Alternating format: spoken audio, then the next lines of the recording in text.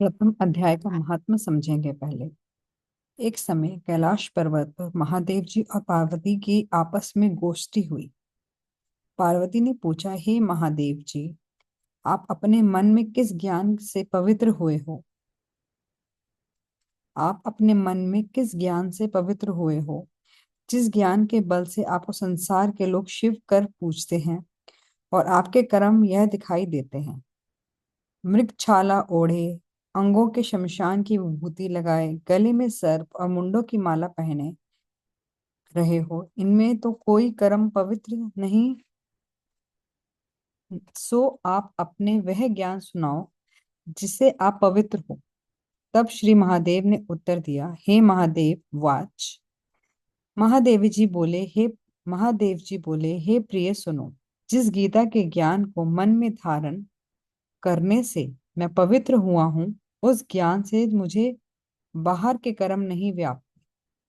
तब पार्वती ने कहा, हे भगवान, जिस ज्ञान की आप स्तुति करते हैं, उस ज्ञान को सुनने से कोई कृतार्थ भी हुआ है?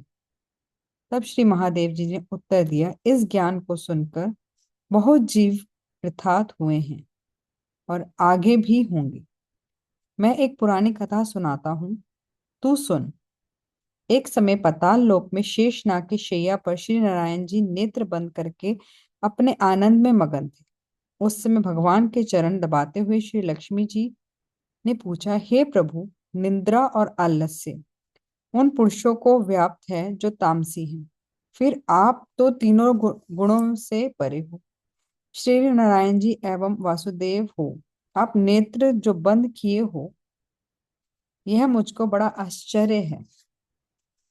श्री नारायण जी बोले, हे लक्ष्मी जी, मुझको निद्रा आलस्य नहीं, व्याप्त एक शब्द रूपी जो भगवत गीता है, उसमें जो ज्ञान है, उसके आनंद में मगन रहता हूँ। जैसे 24 अवतार मेरे आधार रूप हैं, वैसे ही ये गीता शब्द रूपी अवतार है। इसके 5 अध्याय मेरे मुख हैं, 5 अध्याय मेरी भुजाएं हैं, 5 अध्याय मेरा हृदय है और मन है, 16वां अध्याय मेरा उदर है, 17वां अध्याय मेरी जांघें हैं, 18वां अध्याय मेरे चरण है, और जितने श्लोक हैं वो सब मेरी नाड़ियां हैं, और यह जो अक्षर हैं मेरे रोम हैं। ऐसा जो मेरा शब्द रूपी ज्ञान है, उसे अर्थ को मैं हृदय में विचारता हूँ और मैं बहुत आनंद पाता हूँ।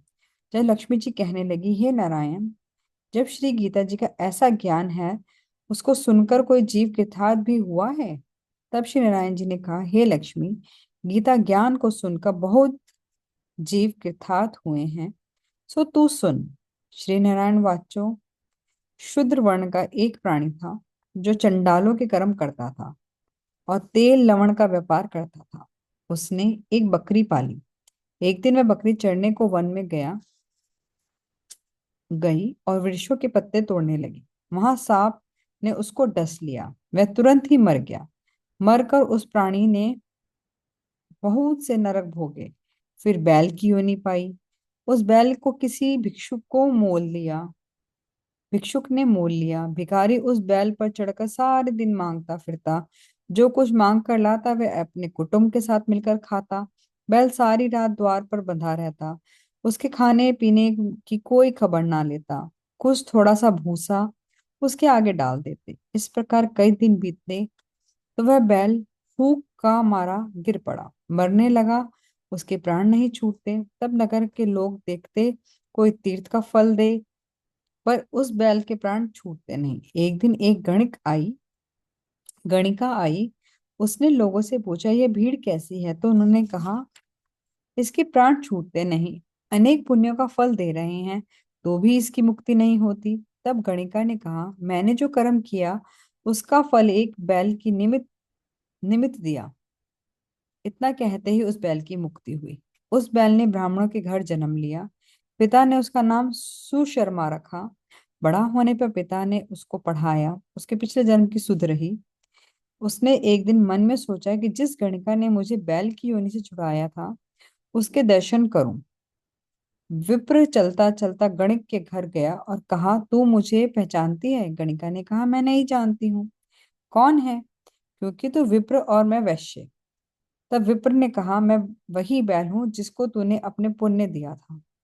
तब मेरी मुक्ति हुई। अब मेरे विप्र के घर जन्म लिया है, तू अपना पुण्य बता। वैश्या ने कहा, मैंने अपनी याद में कोई पुण्य नहीं किया, पर मेरे घर एक तोता है, वह सवेरे कुछ पढ़ता है, मैं उसके वाक्य सुनती हूँ, उसे पुण्य का फल मैंने तेरे निमित्त दिया था। तब उस विप्र ने तोते से पूछा कि तू सवेरे क्या पढ़ता है? तोते ने कहा, मैं पिछले जन्म में विप्र का पुत्र था, पिता ने मुझे गीता के पहले अध्याय का पाठ पढ़ाया था। एक दिन मैंने अज्ञानवश गुरु का अपमान किया, तब गुरु ने मुझे श्राप दिया कि तू तोता हो जा। तब मैं तोता बना, एक फंदन पकड़ ले गया, एक विप्र ने मुझे मोल ले लिया। वह विप्र भी अपने पुत्र की गीता का पाठ पढ़ाता था, तब मैंने भी वह पाठ सीख लिया। एक दिन ब्राह्मण के घर चोर आए, कुछ धन प्राप्त ना हुआ, वह मेरा पिंजरा उठा ले गए। उन चोरों की यह गणिका मित्र थी, मुझे इसके पास ले आए, सो मैं नित्य गीता जी का पहले अध्याय का पाठ करता हूँ, यह सुनती है, पर जो मैं पढ़ता हूँ इस गणिका को समझ में नहीं आता। वही पुण्य तेरी निमित्त दिया था, सो श्री गीता जी से पहले अध्याय के पहले पाठ का फल है। तब विप्र ने कहा, हे तोते, तू भी विप्र है, मेरे आशीर्वाद से तेरा कल्याण हो, सो हे लक्ष्मी। इतना कहने से तोते की मुक्ति हुई। उस गणिका ने भले कर्म ग्रहण किए, नित्य प्रति स्नान कर गीता का प्रथम अध्याय का पाठ करती। इस तरह भले विप्र, क्षत्रिय, वैश्य अति उस वैश्य की पूजा करने लगे। विप्र अपने घर को गया। श्री नारायण जी ने कहा, हे लक्ष्मी, जो कोई गीता का पाठ करे या श्रवण करे उसको भी मुक्ति मिलेगी। ये पहले अध्याय का महात्मा मैंने तुम्हें कहा। इति श्रीपद पुराणे स्थिति ईश्वर संवादे उत्तराखंडे गीता महात्मा नाम प्रथम अध्याय संपूर्ण। अब हमने पहले पहले अध्याय का मतलब समझा, अब हम इसको पढ़ेंगे। पहला अध्याय। जब कौरव और पांडव महाभारत के युद्ध को चले, तब राजा धृतराष्ट्र ने कहा, मैं भी युद्ध देखने चलूंगा। तब व्यास जी ने कहा, हे राजन, तुम्हारे नेत्र नहीं है, नेत्रों के बिना कैसे देखोगे? तब राजा धृतराष्ट्र ने कहा, हे प्रभु, देखूंगा नहीं, पर श्रवण करूंगा। तब व्यास जी ने कहा, हे राजन, तेरे जो सारथी संजय है वह मेरा शिष्य है। जो कुछ महाभारत में युद्ध की लीला कुरुक्षेत्र में होगी, संजय तुमको यहाँ बैठे ही श्रवण करवाएगा। जब वेदव्यास जी ने कमल मुख से यह वचन सुने, तब संजय ने श्री वेदव्यास जी के चरणों में नमस्कार किया और हाथ जोड़ के विनती की, हे प्रभु, महाभारत के युद्ध का चरित्र कुरुक्षेत्र में और मैं हस्तिनापुर में कैसे जानूंगा, और राजा को किस भांति कहूंगा? जब इस प्रकार संजय ने व्यास जी के आगे विनती करी, तो श्री वेद व्यास जी ने प्रसन्न होकर संजय से कहा कि हे संजय, मेरी कृपा से तुझे यहाँ सब कुछ दिखाई देगा और बुद्धि के नेत्रों से सूझेगा। जब व्यास जी ने यह वर दिया, उसी समय संजय की दिव्य दृष्टि हुई और बुद्धि भी उनकी दिव्य हुई। आगे जब महाभारत का कौतुक कहते हैं, सो सुनो। 7 अश्वरोहिणी सेना पांडवों की और 11 अश्वरोहिणी सेना धृतराष्ट्र के पुत्र कौरवों की, ये दोनों सेनाएं इकट्ठी होकर कुरुक्षेत्र में पहुंची।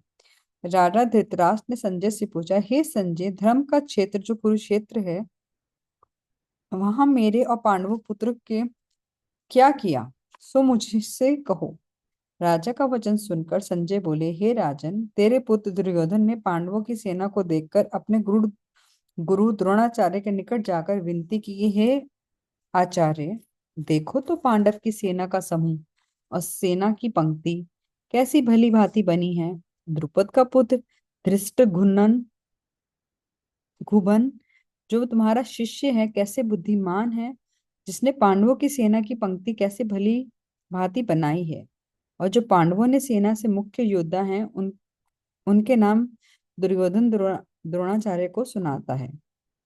इस सेना में गदाधारी भीमसेन, धनुषधारी अर्जुन, राजा युयुधान, राजा विराट, राजा द्रुपद, महारथी घृतकेतु, चेकितान, बड़ा बलवान, काशी का राजा, पुरजित कुंती, भोज मनुष्य में सर्वश्रेष्ठ शेव्य, युधामन्यु, विक्रांत, बड़ा बलवान, मौजा, सुभद्रा का पुत्र अभिमन्यु और द्रौपदी के पांचवों पुत्र सभी महारथी हैं। अब दुर्योधन अपनी सेना के मुख्य योद्धा के नाम पर और बल सुनाता है। हे आचार्य जी, मेरी सेना ने जो मुख्य योद्धा हैं ब्राह्मणों में श्रेष्ठ द्रोणाचार्य जी, उनके नाम सुनो। प्रथम तो आप हो और भीष्म जी हैं। कर्ण, कृपाचार्य जी, सिमित जय, अश्वत्थामा, विकर्ण, भूरी श्रवण, जयद्रथा आदि से लेकर और भी योद्धा हैं जिन्होंने मेरी निमित्त अपना जीवन त्याग दिया और जो अनेक प्रकार के शस्त्र धारण करने वाले हैं, युद्ध करने में बड़े चतुर हैं। हमारे 11 अक्षौहिणी सेना है और पांडवों की सेना 7 अक्षौहिणी सेना है। हमारी सेना के अधिकार और रक्षाकर्ता भीष्म है। पांडवों की सेना का अधिकारी और रक्षाकर्ता भीमसेन है। अब दुर्योधन अपनी सेना से कहने लगे, कितने जितने तुम हमारी सेना के लोग हो, सो सभी भीष्म की रक्षा करने वाले हो। अब जितने शस्त्र आने के मार्ग हैं, उन सब मार्गों में भीष्म की रक्षा करो। दुर्योधन के मुख से भीष्म आदि योद्धा ने यह वचन सुनकर उसको प्रसन्न करने के लिए कौरवों में जो बड़े वृद्ध भीष्म पितामह हैं, उन्होंने प्रथम सिंह की तरह गरज कर अपना प्रताप वंश शंख बजाया, जिसके उपरांत दुर्योधन की सारी सेना ने शंख बजाए। भैरी, ढोल, रण बांध, ताम्मे और गोमुख इत्यादि बजाए। सेना ने अनेक प्रकार के बाजे एक साथ बजाए। उन बजंतरों का बड़ा भयंकर शब्द हुआ। और पांडवों ने सेना ने जो बाजे बजाए उनको कहते हैं। प्रथम, जो जिस रथ पर श्री कृष्ण भगवान विराजमान है, उस बड़े रथ की सारी सामग्री कंचन की है और रत्नों से जड़ित है। जैसे वर्षा ऋतु का मेघ गरजता है, वैसे ही रथ की पहियों की आवाज है ऐसा रथ। अब घोड़ों की शोभा करते हैं, कहते हैं। जैसे गौ का दूध होता है, वैसा उनका सुंदर रंग है। और जैसे कार्तिक का फूल हुआ कमल होता है, ऐसे सुंदर घोड़ों का मुख है। और बहुत सुंदर गर्दन है, सुंदर कान, जिनकी सुंदर पूंछ, स्वर्ग की घुंघरी घुघरी की जाल रेव और चरण में स्वर्ण के नुपुर पड़े हैं। यह तो उन घोड़ों की शोभा है। ऐसे सुंदर रथ पर सारथी भक्त वत्सल्य सत्य स्वरूप आनंद कंद श्री कृष्ण भगवान जी विराजमान हैं और युद्ध के स्थान पर अर्जुन भक्त विराजमान हैं। उन्होंने भी अपने अपने दिव्य शंख बजाए। प्रथम श्री कृष्ण भगवान ने अपना जन पांच जन्य नामक शंख बजाया। देवदक नामक शंख अर्जुन ने बजाया। पौंड्र नामक शंख भीमसेन ने बजाया। सो भीमसेन कैसा है, जिसका उदार बड़ा है और कमर भी बड़ी है। अनंत विजय नामक शंख कुंती के पुत्र राजा युधिष्ठिर ने बजाया। संघोष नामक शंख नकुल ने बजाया। मणि पुष्पक नामक शंख सहदेव ने बजाया। बड़े धनुष के धारण करने वाले काशी के राजा ने अपना शंख बजाया। महारथी शिखंडी ने भी अपना शंख बजाया। धृतराष्ट्र घुमन ने भी अपना शंख बजाया। राजा विराट ने भी अपना शंख बजाया और अजित को किसी ने से जीता ना सके ऐसा जो सत्यायिक यादव है, उसने भी शंख बजाया। राजा द्रुपद ने भी अपना शंख बजाया। द्रौपदी के पांचों पुत्र ने बजाया और जितने भी पांडवों की सेना के थे, सबने शंख बजाए। महाबहु सुभद्रा के पुत्र अभिमन्यु ने भी अपना शंख बजाया। इन सब ने अपने भिन्न भिन्न शंख बजाए। उन शंखों के शब्द को सुनकर धृतराष्ट्र के पुत्रों के हृदय कांप उठे। धरती और आकाश शब्दों से भर गए। इसके उपरांत धृतराष्ट्र के पुत्र की सेना अर्जुन ने देखी।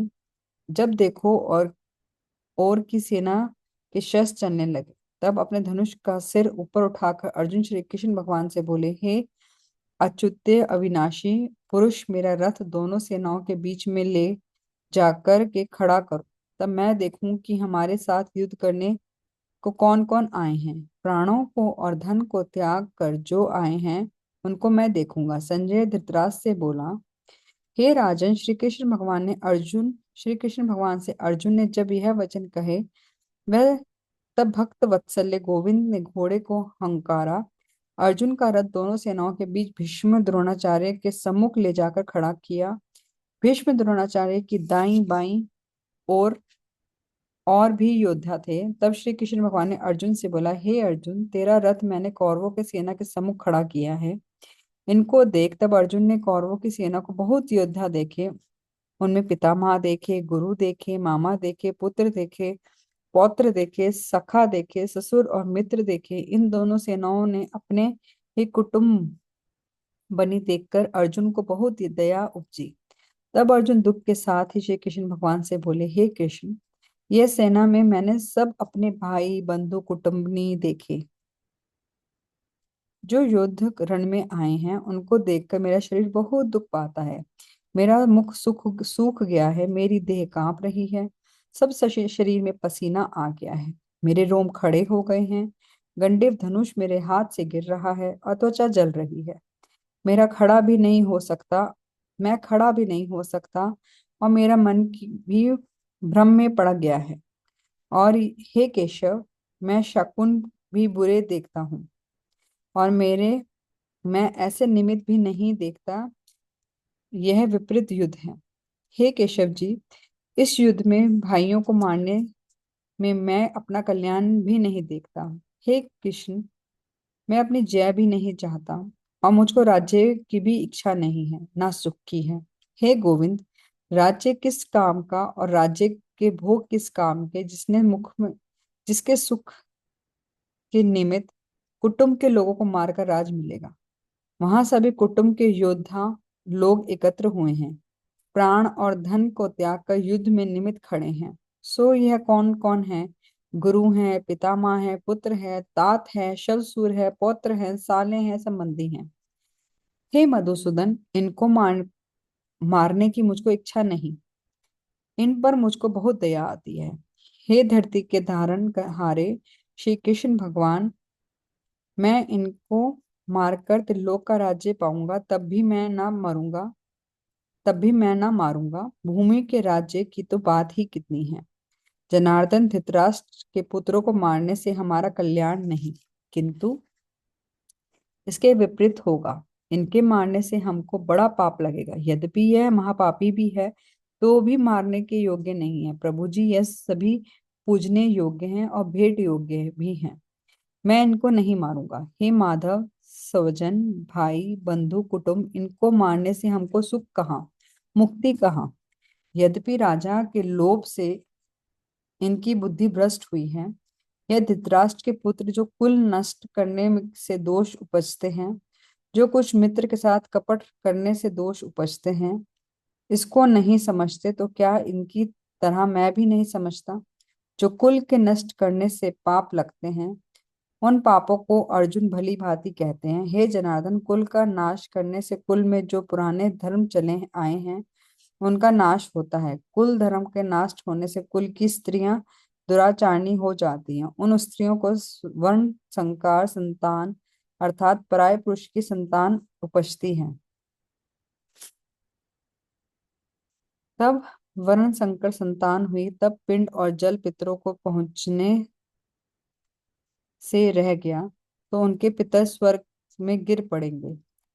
इस कारण हे यदुवंशियों में श्रेष्ठ श्री कृष्ण भगवान जी, जिसने कुल को नष्ट किया उसने इतने पाप किए, सो ये सब पाप कुल को नष्ट करने वाले के सिर पर होते हैं। फिर वह मनुष्य उन पापों का फल क्या पाता, सो सुनो। वह प्राणी सदा नरक भोगता। न्याय शास्त्र में मैंने यह श्रवण किया है।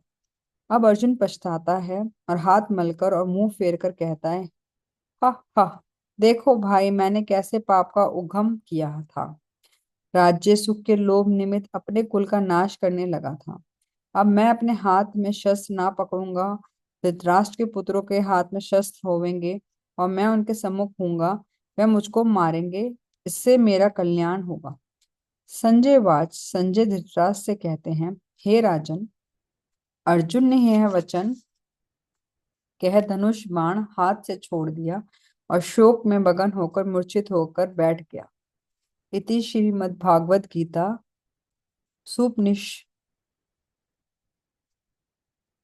सुब्रह्म विद्यम योग शास्त्र कृष्ण अर्जुन संवादे विषाद योगो नाम प्रथम अध्याय। ये पहला अध्याय था। इसको सुनने मात्र से आप हर कर्म से छूटकर मोक्ष को पाते हैं।